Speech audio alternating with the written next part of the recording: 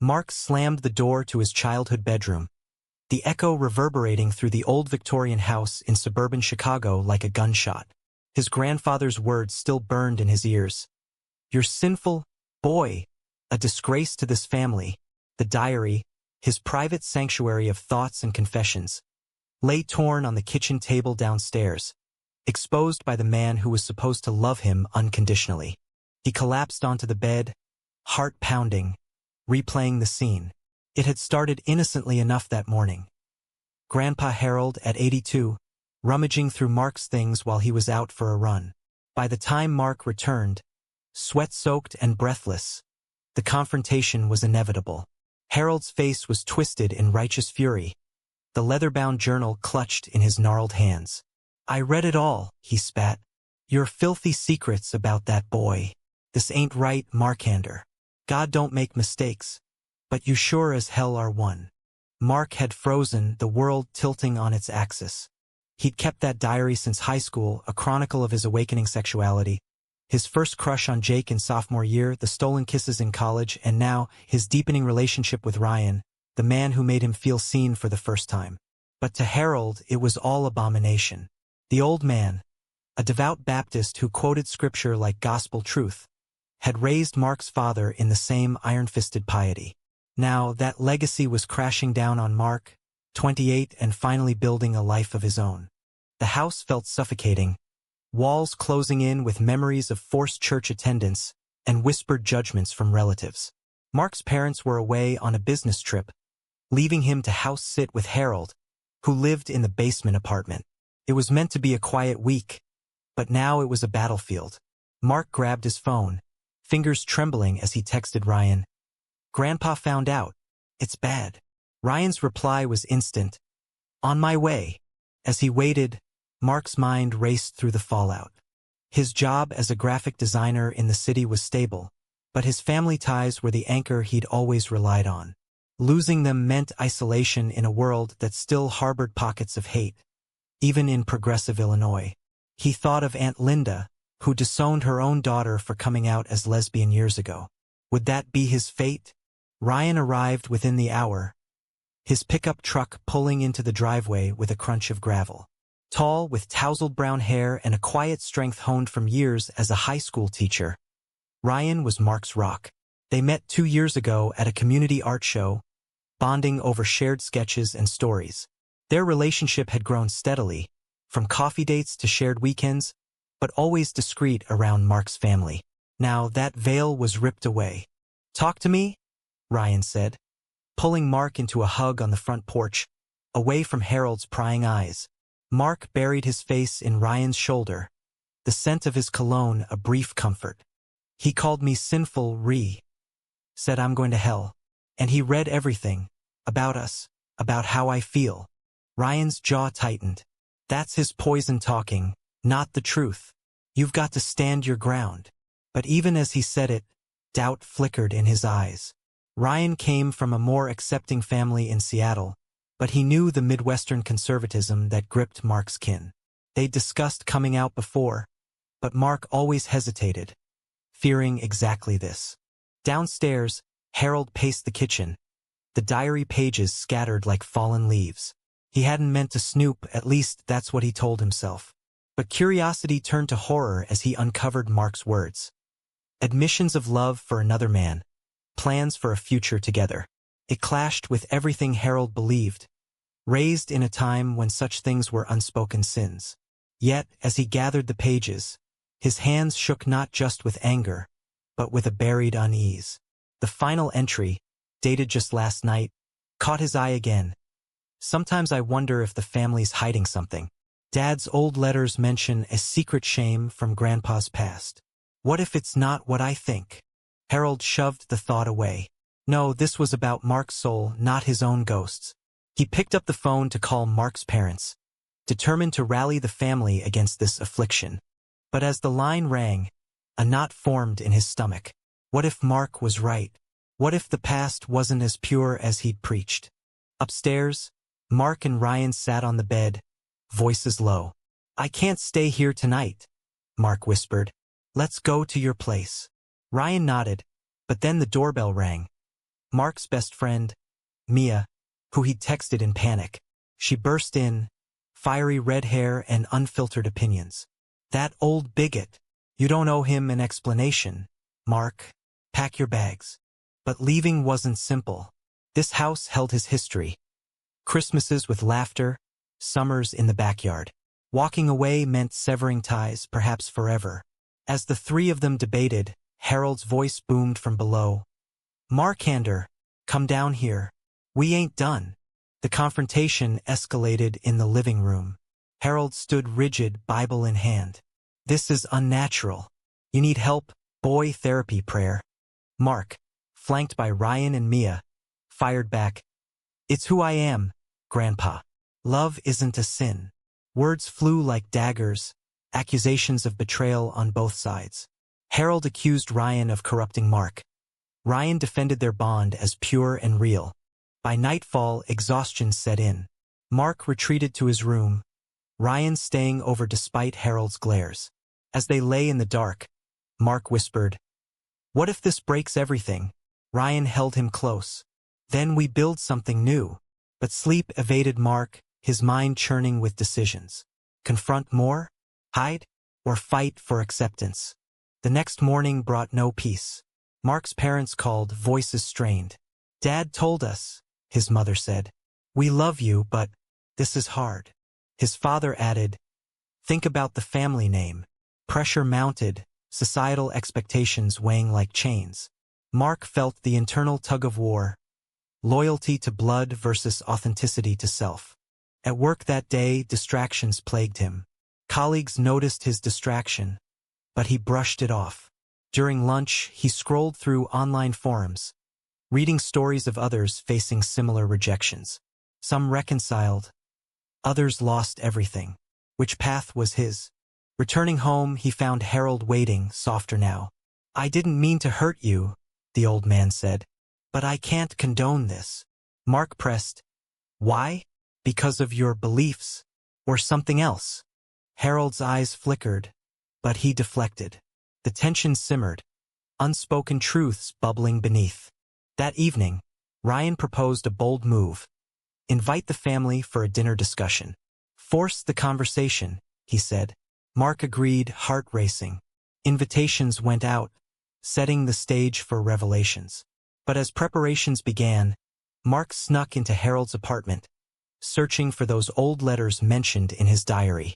What he found in a dusty box shocked him. Faded correspondence hinting at Harold's own youthful indiscretions. Letters from a man named Thomas, filled with affection. Mark's world spun. Was Grandpa hypocritical? The discovery fueled his resolve, but also deepened the moral quagmire. Confront him with this, or use it as leverage. The choices loomed, each with its price. The dinner table was set like a war zone, silverware gleaming under the chandelier in the dining room that hadn't seen a full family gathering in years. Mark's parents, Mark and Susan, arrived first, their faces etched with concern. Mark, a stern accountant with Harold's same rigid posture, hugged Mark awkwardly. Susan, ever the peacemaker, whispered, "We're here for you, honey," but her eyes betrayed uncertainty, glancing at Ryan as if he were an intruder. Aunt Linda followed, her presence a storm cloud. Known for her vocal conservatism, she barely nodded at Ryan, lips pursed. "I came because family matters," she said curtly. Last came Cousin Ben, the only one Mark had confided in before, supportive, but quiet about his own bisexuality to avoid drama. Harold presided at the head, Bible nearby like a shield. As everyone sat, tension crackled. Mark cleared his throat. "Thanks for coming. I need to be honest. I'm gay, and Ryan is my partner. This isn't a phase." Silence fell, then erupted. Linda spoke first. "This is against everything we stand for. What about children? Legacy?" Mark nodded. "Son, we've raised you better. Society won't accept this easily." Susan teared up. "I just want you happy, but is this the way?" Ryan interjected calmly. "Love is love. Mark deserves respect." But Harold slammed his fist. "No, this perversion. I've seen the damage it causes. His voice cracked, eyes distant, as if recalling personal demons. Mark felt the weight of judgment, his inner conflict raging. Part of him wanted to scream about the letters he'd found, proof of Harold's hypocrisy. But exposing that could shatter the old man, perhaps irreparably. Was revenge worth the pain? As dishes passed, arguments intensified. Ben defended Mark. Times change, Grandpa. Acceptance is progress. Linda retorted. Progress? It's moral decay. The room divided, loyalties tested. Mark's phone buzzed. A text from Mia. Stay strong. Don't let them break you. Mid-meal, Mark excused himself, retreating to the bathroom. Staring in the mirror, he questioned his choices. Coming out fully meant risking jobs, friends, even safety in a divided America. But hiding meant betraying himself and Ryan. Back at the table, Harold cornered him. End this nonsense, or you're out of the will. The ultimatum stung, a betrayal from the man who'd taught him to ride a bike. Mark's resolve hardened. Then disown me. I won't live a lie. The evening ended in stalemate, family members leaving with hugs that felt hollow. Ryan and Mark cleaned up in silence, the air heavy. That was brave, Ryan said. But costly. Mark nodded, the price evident in his parents' disappointed eyes. The next day, ripples spread. At work, Mark's boss pulled him aside after overhearing a call. Everything okay? We support diversity here. Relief washed over him, but it contrasted the home front. Susan called, pleading, Talk to your grandpa. He's not well. Guilt gnawed. Harold had a heart condition. Stress could kill him. Mark visited Harold in his apartment. The old man looked frail, papers strewn. Why fight me? Harold asked. Mark hesitated, then revealed. I found your letters to Thomas. You loved a man once. How can you condemn me? Harold's face paled, collapsing into a chair. That was different. A mistake. I repented. But his voice wavered, cracks in the facade. The confrontation unearthed buried pain. Harold's youth in the 1960s. A forbidden romance ended by societal pressure, leading to a loveless marriage and lifelong regret. You chose to hide, Mark said. I won't. Harold wept, a rare vulnerability. I thought it protected the family. The moment was a turning point, but not resolution. Harold's admission was a double-edged sword. Empathy mixed with resentment. Word spread through the family grapevine. Linda called a intervention, gathering at her house. Mark attended alone, Ryan staying back to avoid escalation. There, accusations flew. You're tearing us apart, Linda shouted. Mark added, think of Grandpa's health. Mark defended, my happiness matters too. In the heat, Ben came out, I'm bi. If Mark goes, so do I. Shock rippled, alliances shifting. Susan hugged Ben, whispering support. But Linda stormed out, vowing to cut ties. The drive home was introspective. Mark pondered the moral ambiguities. Was forcing acceptance right or selfish? The damage was done. Fractured relationships, emotional scars. That night, Ryan proposed moving in together, a step toward independence. Mark agreed, but with trepidation. Packing boxes felt like shedding skin, painful yet liberating. Weeks passed, tension simmering. Harold's health declined, landing him in the hospital after a mild heart attack. At his bedside, Mark held his hand. I forgive you, Mark said. Harold whispered, maybe I was wrong. A glimmer of hope, but the road to reconciliation was long. Society's pressures loomed larger. Mark faced subtle discrimination at community events, whispers behind backs. He joined a support group, sharing stories, finding solidarity. But each step forward cost emotional energy, testing his resilience. Ryan's family visited from Seattle, offering contrast, warm acceptance, hugs without judgment. It highlighted what Mark lost, fueling determination to rebuild. As conflicts mounted, a betrayal emerged. Linda leaked Mark's story to the local church newsletter, framing it as a family crisis. Outrage followed, supportive messages mixed with hate mail. Mark's job was secure, But the public scrutiny invaded privacy, a harsh price for authenticity. Confronting Linda, Mark demanded, "Why?" She replied, "To save your soul." The clash was raw, exposing deep-seated prejudices. Mark walked away, cutting contact, a necessary sacrifice. Internally, doubts plagued him. Was love worth this chaos? Ryan reassured, "We're in this together." Their bond strengthened amid adversity, but scars remained. Hospital beeps punctuated the sterile air as Mark sat by Harold's bed. The old man's breathing labored. The heart attack had been a wake-up call, not just for health, but for buried truths. Harold, for tubes snaking across his arm, looked smaller, his fire dimmed. "I never told anyone about Thomas," he confessed weakly. "We were young in the army. It ended badly. He left. I married your grandma to fit in." Mark absorbed the revelation, a mix of compassion and anger. "You built your life on a lie, then judged me for wanting truth." Harold nodded, tears tracking wrinkles. "Fear ruled me. Don't let it rule you." The moment was cathartic, a bridge forming over generational chasms. But forgiveness wasn't instant. Resentment lingered. Discharged days later, Harold moved upstairs, needing care. Mark volunteered, a decision fraught with tension. Daily interactions forced confrontations. Debates over scripture, shared meals laced with awkward silences. Ryan helped, his presence a quiet challenge to Harold's views. Slowly, cracks appeared. Harold asking about Ryan's job, small talk evolving to genuine interest.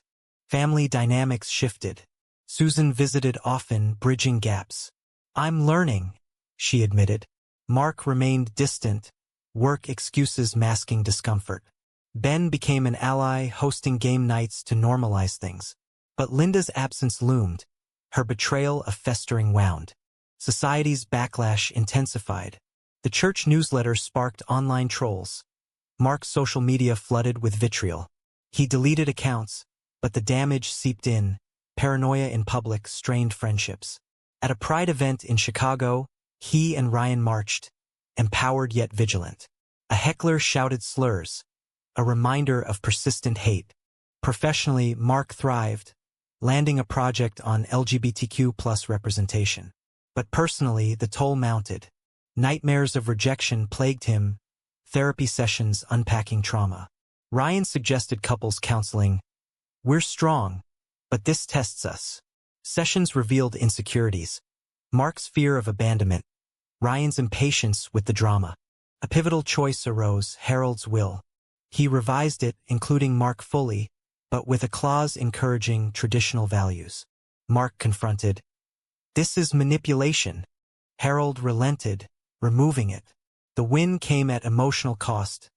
Hours of argument, reliving pains. Betrayal struck again. Mark, pressured by Linda, suggested Mark, tone it down for family events. "Think of the kids," he said, referencing Ben's nieces. Mark refused. Hiding isn't love. The standoff led to Mark skipping Thanksgiving, a family fracture. Thanksgiving arrived, table smaller. Harold carved turkey, voice steady. "We're here because family endures." Toasts turned reflective, Susan sharing articles on acceptance. Ryan proposed a toast to new beginnings, warmth spreading. But post-holiday crisis hit. Ryan's school faced complaints after a parent saw them together at the Pride March. "It's affecting my job," Ryan admitted. Mark felt guilty. "This is my family's mess spilling over." Ryan reassured, "No, it's society's. We fight it." They attended a school board meeting, Mark speaking, "Love doesn't harm education." Support outweighed opposition, but the scrutiny exhausted them. Ryan considered relocating, a decision weighing heavy. Seattle? Start fresh. Mark hesitated. Leaving meant abandoning reconciliation efforts. Internally, Mark grappled with ethics. Push for change or prioritize peace. Each action had repercussions, strengthening bonds or widening rifts. Harold's health improved, but his confessions continued. "Thomas died alone," he revealed. "I regret not fighting." The story humanized him, prompting Mark to research. Finding Thomas's obituary, a life of quiet solitude. It underscored the cost of conformity. Inspired, Mark wrote an essay for a local paper, anonymized but raw, The Price of Hidden Love. It went viral, drawing letters of support and criticism. Linda responded publicly, decrying it as family sabotage. The feud escalated, media picking up the story. Confronted on TV, Mark stayed composed. This is about truth over tradition. Viewership sympathized, shifting public opinion. But privately, exhaustion hit. Ryan noticed, "You're burning out." A weekend getaway rekindled their spark, decisions postponed. Returning, another shock. Harold confronted Linda at a family brunch Mark organized. "You're wrong, sister," he said. "I've lived the lie. Don't force it on them." Linda stormed out, but the stand marked Harold's transformation. A painful awakening, his body weakening from stress. Mark's inner turmoil peaked. Was victory worth Harold's decline? Moral dilemmas swirled. Sacrifice self for family, or vice versa? As winter set in, resolutions formed. Mark and Ryan decided to stay, fighting locally. Community involvement grew, volunteering at LGBTQ+ centers advocating change. But betrayal lurked. A cousin leaked private emails, fueling gossip. Trust eroded, paranoia rising. Mark questioned alliances, even Ben's. In therapy, breakthroughs occurred. "Own your narrative," the counselor said. Mark journaled again, the diary reborn as a tool of empowerment. Snow blanketed Chicago, mirroring the chill in family relations as Christmas approached. Mark decorated the tree with Ryan, ornaments evoking mixed memories. Harold joined, hanging a faded star. "Your grandma's favorite." Moments like these offered hope, fragile threads in a torn fabric. But undercurrents pulled. Mark called, apologetic. "I miss my son." They met for coffee, tentative reconciliation. "I was scared," Mark admitted, "of change, of judgment." Mark shared Harold's story, eyes opening. "Grandpa? Really?" The revelation bridged gaps, Mark pledging support. Linda remained obstinate, boycotting holidays. Her absence hurt Susan most. Sisters shouldn't feud. Mark empathized but stood firm. She chose division. Societal pressures evolved. The viral essay led to speaking invitations, Mark becoming an inadvertent advocate. At a panel, he debated a conservative pundit. "Love isn't debatable." Applause followed, but backlash included threats, forcing security measures. The cost: anxiety, Ryan's worry lines deepening. A moral crossroads emerged. Continue public fight, or retreat for safety? Ryan urged caution. "We can't lose each other." Mark weighed options, each laced with sacrifice. Harold's awakening deepened. He attended a PFLAG meeting with Mark, listening to stories. "I see now," he whispered. "I was blind." The shift cost him church friends, isolation his price. Family therapy was suggested. Sessions were raw, accusations of neglect, admissions of fear. Linda refused, but others progressed. Ben shared his struggles, fostering unity. Betrayal resurfaced. A forged letter, purportedly from Mark, circulated online, twisting his words. Traced to a distant relative aligned with Linda. Mark sued for defamation, a draining battle. "Why escalate?" Ryan asked. "For justice," Mark replied, but doubt gnawed. The lawsuit strained finances, Ryan picking up extra teaching. Their relationship tested. Arguments over priorities, nights sleeping apart. "Is this worth us?" Ryan questioned. Mark's heart broke. "You are my worth." Reconciliation with Ryan came through vulnerability. A candlelit talk. "I need you," Mark said. They recommitted, boundaries set. Harold's health faltered again, pneumonia striking. Hospital vigils united the family, minus Linda. At his bedside, Harold revised his narrative. "Live free, Mark. I wish I had." Tears flowed. Forgiveness exchanged. Discharged, Harold wrote a letter to the church, renouncing past views. Caused uproar, but garnered respect. His sacrifice, Lost community, gained integrity. Spring brought renewal. Mark and Ryan planned a commitment ceremony, small and intimate. Invitations tested loyalties. Mark and Susan attended. Ben officiated. Harold walked Mark down the aisle, a poignant reversal. Linda crashed the event, confrontation ensuing. "This is wrong," she yelled.